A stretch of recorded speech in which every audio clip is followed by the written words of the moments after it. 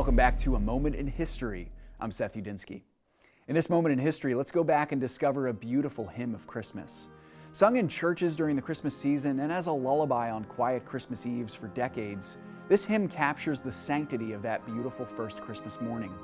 It asks and answers perhaps the most important question in world history: who is that baby in the manger?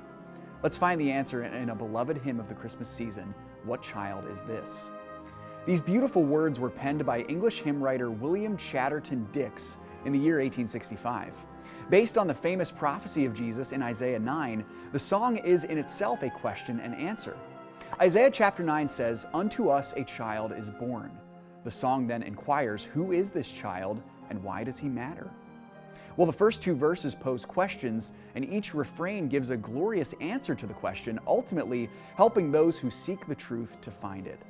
The first refrain boldly declares that this is Christ the King whom shepherds guard and angels sing, and it finishes by imploring us to hastily give him laud, which is another word for praise.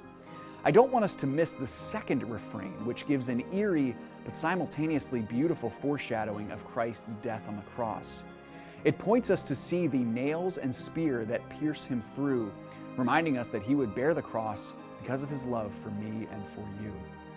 It closes to remind us to hail the Word made flesh, a direct quote from John 1:14, which says, "The Word became flesh and dwelt among us." The final verse points to the gifts of the Magi and then asks loving hearts to enthrone the King of Kings who brings salvation. Now, this hymn has a very English feel to it, as I told you earlier of its creator's English heritage. The tune of the hymn, the beautiful swaying minor key waltz, is actually much older than the lyrics. The tune is taken directly from the English Renaissance folk song Greensleeves, which historians date to the 16th century. There are some varying opinions about who wrote that song. Some say it was written by the notorious King Henry VIII, while others argue that the song came from the lay people of England during the reign of Henry's daughter Elizabeth I. Either way, Dix took this familiar English secular tune and put words of great Christian truth to it, remaking this folk song into a Christmas hymn of worship. This is a picture of the victory of Christianity, and it reminds us of the victory given to us by Christ, the perfect answer to the question, what child is this? Thanks so much for joining me once again for A Moment in History.